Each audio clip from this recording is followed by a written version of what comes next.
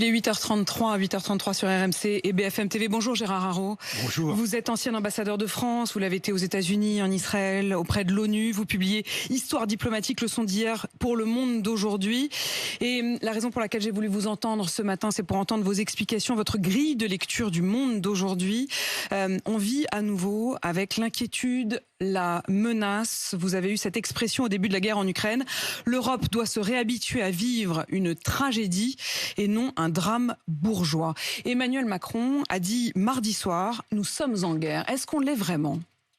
Non, Dieu merci. Je pense que l'expression du président, c'était pour souligner que les tensions autour de la France, mais nous ne sommes pas officiellement en guerre. Non, je crois que ce aussi le message que le président de la République voulait transmettre, c'est que nous connaissons un changement d'air. Nous avions connu la guerre froide, où nous étions contrôlés, si j'ose dire, par les deux superpuissances. Ensuite, il y a eu le grand moment du triomphe occidental, après la chute de l'Union soviétique. Eh bien voilà, c'est fini. Le gendarme américain est fatigué et rentre chez lui. Et puis, les puissances ont émergé. La Chine, la Russie et puis d'autres. L'Occident, désormais, est moins puissant. Nous sommes dans un monde multipolaire. Il n'y a plus de superpuissance, il n'y a plus de gendarmes du monde. Et toutes ces puissances, eh bien, elles défendent leurs intérêts. Il n'y a plus de gendarmes du monde. Il y a des pays qui se réarment. On va y revenir dans un instant. Mais vous dites, Dieu merci, nous ne sommes pas en guerre. Pourrions-nous l'être ? C'est-à-dire, ma question c'est, qu'est-ce qui pourrait être l'étincelle qui ferait qu'on basculerait non plus dans une guerre du gaz ou dans une guerre économique ou dans une guerre à nos frontières, mais qu'on basculerait dans une guerre active ? C'est-à-dire, je crois que ce dont nous devons être conscients, c'est que la guerre est de retour comme un instrument de politique étrangère. Alors il est curieux que les Européens l'ont oublié, parce que nous sommes le continent des guerres. Jusqu'en 1939, nous avons connu de nombreuses guerres. Eh bien, nous pensons que la guerre est impensable, si j'ose dire. Après tout, dès qu'il y a un contentieux, un différend en Europe, on va dans un corridor de Bruxelles et on règle ça par la négociation. Eh bien, Poutine nous a rappelé que la guerre fait partie des instruments de politique étrangère. Alors, la guerre, sans doute pas avec la Russie, mais imaginez demain, par exemple, que la Turquie, qui ne cesse de menacer la Grèce et Chypre, que la Turquie mette à exécution ses menaces de violer la zone économique de la Grèce.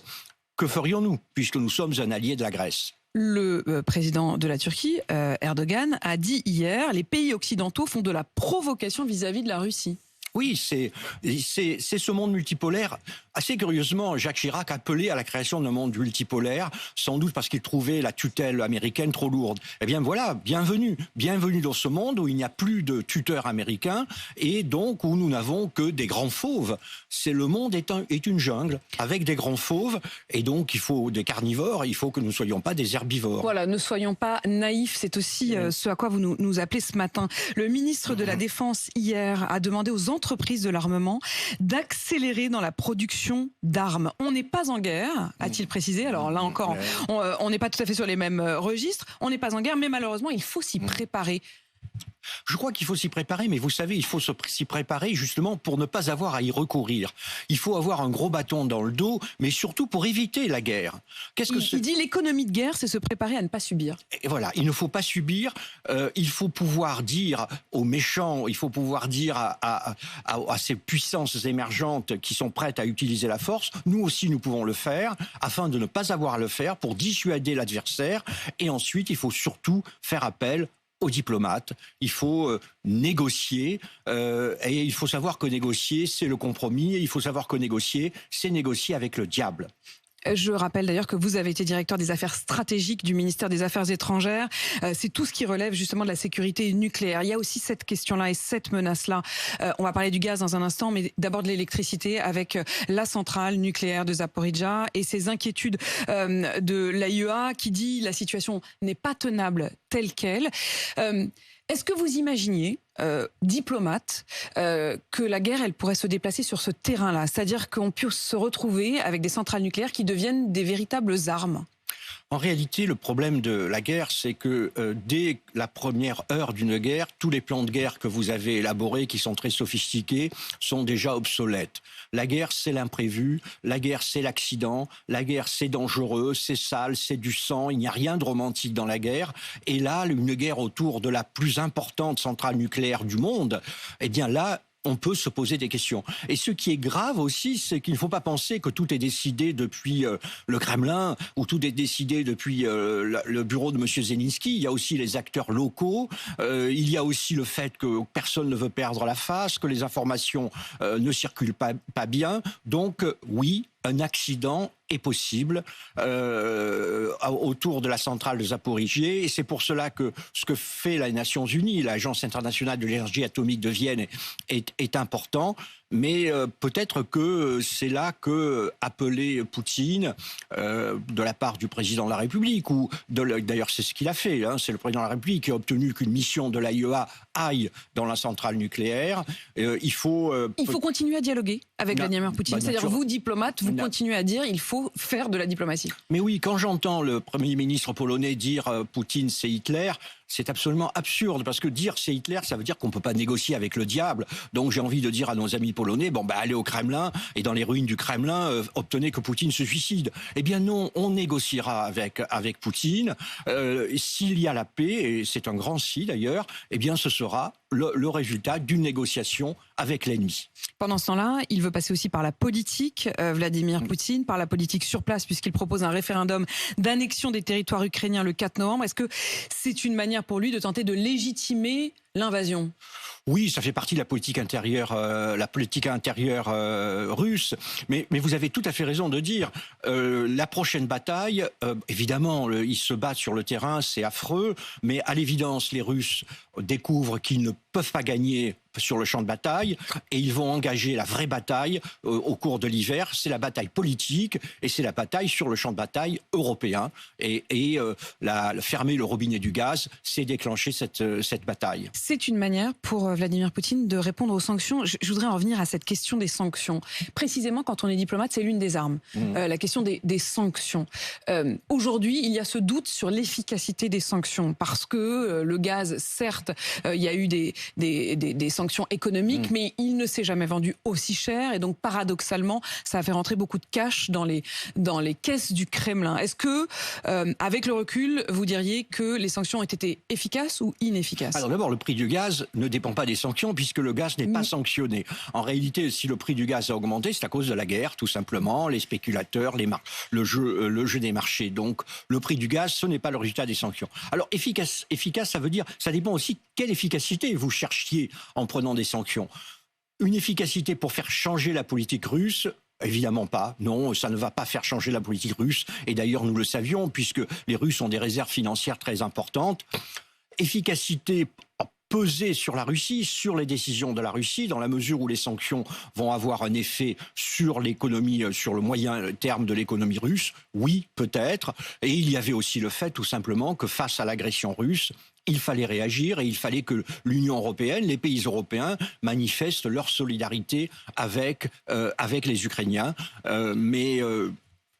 Efficace, ce n'est pas un instrument central qui va avoir une influence sur l'issue de la guerre. Aurions-nous pu faire autrement? Aurions-nous dû faire autrement? C'est-à-dire qu'il y avait quand même ce paradoxe qui est, d'un côté, on met le drapeau ukrainien derrière le président quand il s'adresse au peuple français pour montrer la solidarité, une solidarité qui a été manifestée clairement en France, mais partout en Europe. Et pour autant, des sanctions, mais on les a laissés mourir pour nous? Non, parce que c'est eux qui ont voulu se battre. Hein. C'est la grande surprise, d'ailleurs, de ce conflit, parce que tout le monde s'attendait à une victoire russe en quelques jours ou en quelques semaines au pire. Ce qu'on a découvert, c'est la résistance du peuple ukrainien. C'est également, d'ailleurs, la révélation de la personnalité du président Zelensky. Et donc, les Européens ont répondu à la demande des Ukrainiens. Mais aurions-nous dû taper les Russes? Je vais vous poser la question de manière très franche. Non, on n'aurait pas dû faire la guerre avec la Russie. Ce n'est pas notre guerre. C'est ça qui est paradoxal dans le nouveau monde dans lequel on vit. Naturellement, le problème des relations internationales, et le problème que les diplomates ne sont pas compris par l'homme de la rue, si j'ose dire, c'est que l'homme de la rue, le citoyen, veut que le mal soit puni et le bien récompensé. Donc Poutine a attaqué, il faudrait naturellement réagir. Mais dans la vie réelle, vous allez voir le juge, le gendarme, en disant il a fait du mal, il faut qu'il soit puni. Dans le monde réel et dans le monde diplomatique, il n'y a pas de juge, il n'y a pas de gendarme. Et donc si vous n'aimez pas ce que Poutine fait ou ce que Xi Jinping fait avec les Ouïghours, eh bien, la seule réaction que vous avez, c'était de leur faire la guerre. Voilà. Et donc, vous devez faire face à cette question. Allons-nous faire la guerre? Eh bien, nous, tous les pays européens et les États-Unis ont décidé, nous ne ferons pas la guerre, c'est-à-dire, nous n'enverrons pas nos petits gars mourir pour l'Ukraine. Nous sommes désolés pour les Ukrainiens qui sont les victimes d'une agression, mais ce ne sont pas nos intérêts vitaux. Mais néanmoins, nous allons aider l'Ukraine parce que notre intérêt est que l'Ukraine ne tombe pas. Et j'en viens justement à la guerre économique. Vladimir Poutine assume de faire une guerre économique à l'Europe avec comme arme la question du gaz. Il en vient aussi à la question des céréales. Il a accusé l'Europe hier, en réalité, de capter l'essentiel des céréales ukrainiennes. Je cite Vladimir Poutine, presque toutes les céréales exportées d'Ukraine sont envoyées non pas aux pays en développement et aux pays les plus pauvres, mais aux pays de l'Union européenne, ce qui pose un risque de catastrophe humanitaire. Il nous accuse, nous, d'affamer l'Afrique, en gros. Oui, ben ça fait partie de la propagande, et notamment la propagande russe. Vous avez vu sans doute tous les émissions de la télévision russe. On est tout simplement dans une autre dimension, une quatrième dimension, c'est la guerre. Et je dirais, c'est pas intéressant, le mot n'est pas juste, mais de voir à quel point réapparaissent toutes les caractéristiques d'une guerre, c'est-à-dire la propagande, la déshumanisation de l'adversaire, l'exaltation, l'irréalisme. Voilà, les Russes jouent le jeu, mais je pense que des deux côtés, on joue ce jeu. Mais qui gagne en ce moment le bras de fer ? Alors ça, c'est une c'est une question centrale pour notre avenir, c'est de se rendre compte que l'Occident est un peu isolé. Enfin, l'Occident est un peu isolé. C'est-à-dire, et qu'est-ce que cela veut dire ? C'est très révélateur. Qu'est-ce que cela veut dire ? Mais c'est simple, c'est que évidemment les pays le reste du monde ne soutient pas Poutine. Évidemment que les Indiens, les Sud-Africains savent que Poutine est un agresseur. Mais en même temps, ils se disent, et c'est ça le nouveau monde dans lequel nous vivons, c'est pas notre intérêt. L'Ukraine, désolé pour l'Ukraine, mais c'est pas notre sujet. Et deuxième point, après tout, si on peut avoir du pétrole russe moins cher, pourquoi ne pas l'avoir ? Là, pour le coup, c'est notre intérêt. Voilà. Là, c'est notre intérêt. Et donc, c'est ce nouveau monde que j'essaye de décrire dans mon livre, c'est ce nouveau monde fondé sur l'intérêt. Précisément, vous rentrez sur les questions de rapport de force, et c'est pour ça que j'utilisais le mot. Il y a la question de la Chine en même temps. Est-ce qu'il faut imaginer que Taïwan sera le prochain conflit, par exemple ? Moi, je n'ai pas de boule de cristal, mais je ne pense pas. Parce que, en réalité, il y a depuis 60 ans un modus vivendi entre la Chine et Taïwan. Une guerre, cela signifierait l'effondrement de l'économie mondiale. Cela voudrait dire l'effondrement de l'économie de la Chine. Souvent, en Europe, on décrit la Chine comme étant une sorte de monstre qui ne se trompe jamais, qui avance et qui n'a pas de faiblesse. Non, la Chine est très vulnérable. Elle a une démographie absolument désastreuse.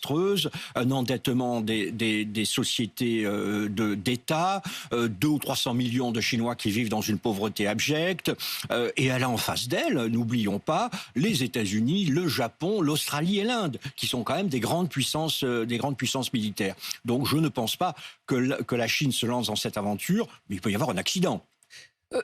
Vous dites quand même dans votre livre que les États-Unis pourraient entraîner quand même l'OTAN à un moment ou à un autre dans une guerre. Ah non, mais les États-Unis voudraient... Est-ce qu'ils jouent un jeu très dangereux ? Les États-Unis voudraient naturellement que l'OTAN intervienne, si j'ose dire, soit partie de leur confrontation avec la Chine.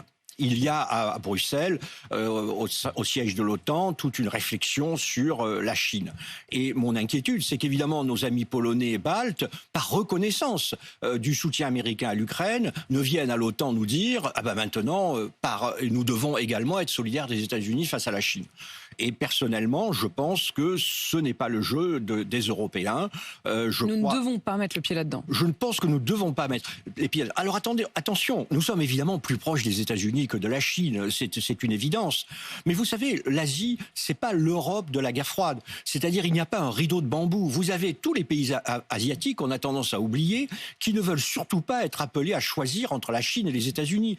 L'Indonésie ou la Thaïlande, leur commerce avec la Chine est beaucoup beaucoup plus important qu'avec les États-Unis. Alors certes, ces pays sont inquiets de l'émergence de la Chine. Se retrouver avec deux camps opposés et devoir choisir leur camp. Ils ne veulent pas choisir leur camp. Et donc, nous, les Européens, justement, je pense que nous pouvons avoir un rôle dans cette immense Asie qu'on a tendance trop à réduire à la Chine. Pendant ce temps-là, le nucléaire iranien, les stocks d'uranium enrichi dépassent de 19 fois la limite autorisée. Ça, c'est ce qu'a dit l'Agence sur l'énergie atomique hier, qui précise qu'ils ne sont pas en mesure, nous ne sommes pas en position de garantir que le programme nucléaire est exclusivement pacifique. On attend quoi ? Eh bien, on attend. Vous savez, on était arrivé à un accord entre les trois Européens, France, Allemagne, États-Unis, France, Allemagne, Grande-Bretagne et les États-Unis, la Chine, la Russie et l'Iran, qui mettait le programme iranien sous contrôle. Trump a décidé de dénoncer l'accord. Ben, évidemment, il a dénoncé l'accord, c'est-à-dire il a imposé des sanctions sur l'Iran, l'économie iranienne, mais des sanctions absolument dévastatrices. Eh bien, comme on pouvait l'attendre, du coup, les Iraniens ne respectent plus cet accord. Et donc, depuis l'élection de Biden en 2021, les États-Unis ont essayé de revenir dans l'accord, de négocier avec les Iraniens. Mais du point de vue iranien, il faut comprendre aussi que les Iraniens se disent, mais attendez, on va signer un accord en 2022 avec l'administration Biden, et les républicains nous annoncent déjà que s'ils gagnent les élections de 2024, c'est qu'en 2 ans, eh bien, ils réimposeront les sanctions sur l'économie iranienne. Donc, c'est à la fois humiliant et inutile. Donc, autant... Il y a un vrai danger. Oui, je pense qu'il y a un vrai danger. Le vrai danger, d'ailleurs, est pas trop... Enfin, dans un premier temps, c'est pas l'arme nucléaire iranienne, parce que les Iraniens en sont encore assez loin. Mais c'est le fait que des pays comme les États-Unis ou Israël n'acceptent pas la perspective d'un Iran nucléaire. Les Iraniens, que voulez-vous, on déclare depuis 2005 qu'Israël doit débarrasser... Très bien ce que vous dites. Vous dites que le problème, c'est pas les Iraniens, c'est les Américains et les Israéliens ? C'est-à-dire que évidemment que c'est le problème, c'est les Iraniens qui continuent d'avancer, mais d'un certain point de vue, on peut aussi dire que s'ils avancent, c'est parce que c'est la faute des Américains. Hein. Alors bon, la relation internationale, voilà. Dans la montée les relations internationales. Oui, les relations internationales, c'est pas de dire qui est responsable, puisque tout le monde pense que c'est l'autre. Hein. Disons que le risque que nous avons maintenant dans les mois qui viennent, c'est que les États-Unis ou Israël disent « je ne peux pas accepter la perspective d'un Iran nucléaire ». L'Iran déclare depuis 2005 que Israël doit disparaître de la surface de la Terre, et donc je tape et avec des conséquences inouïes. Et dans une période où, vous le disiez en début d'interview, le gendarme américain est fatigué, il a le visage de Joe Biden aujourd'hui. Vous avez passé 12 ans aux États-Unis comme ambassadeur à Washington, auprès de l'ONU à New York. Vous avez vécu l'élection de Trump. Vous aviez dit, après le Brexit et cette élection, tout est désormais possible. Un monde s'effondre devant nos yeux. Un vertige. S'est-il effondré, le monde ? Oui, je pense que, effondrer, peut-être que c'était une phrase peu diplomatique, mais en réalité, pour moi, c'était la nuit de l'élection de Donald Trump. Il y avait eu 6 mois avant, à la surprise générale, n'oublions pas le vote du Brexit, l'élection de Donald Trump, c'était découvrir cette vague populiste qui submergeait toutes les démocraties occidentales, et c'était donc la fin d'un certain monde, avec l'affirmation on l'a vu aux États-Unis, du nationalisme, du protectionnisme, de l'autoritarisme, et ça d'ailleurs est également de l'isolationnisme, parce qu'en réalité entre Trump et Biden, il y a aussi des continuités. Par exemple, l'isolationnisme, c'est-à-dire d'une certaine manière, les États-Unis sont partis de Kaboul, et ils voulaient partir d'Europe jusqu'à ce que Poutine les rattrape par les Basques. Mais Gérard Haraud, est-ce que ce que vous avez vu de Trump, notamment aussi les fake news, vous avez beaucoup commenté le jeu ou la folie d'un Trump avec la vérité. Quand vous entendez une Ségolène Royal il y a quelques jours qui remet en cause les images qu'on a reçues de la maternité, par exemple, de Mariupol en Ukraine, est-ce que vous vous dites, au fond, il n'y a plus de limite? Aujourd'hui, les politiques eux-mêmes jouent ce jeu-là? Oui, je pense on découvre que finalement la vérité n'est pas si importante que ça, y compris pour les citoyens. Trump et Boris Johnson. Boris Johnson a gagné les élections avec 80 sièges d'avance, alors que c'est quand même un menteur invétéré. pour citer ma collègue Sylvie Berman, qui était ambassadeur à Londres. Et on voit bien aussi chez nous que les faits n'ont plus d'importance. Il y a une surabondance d'informations, il faut faire le buzz.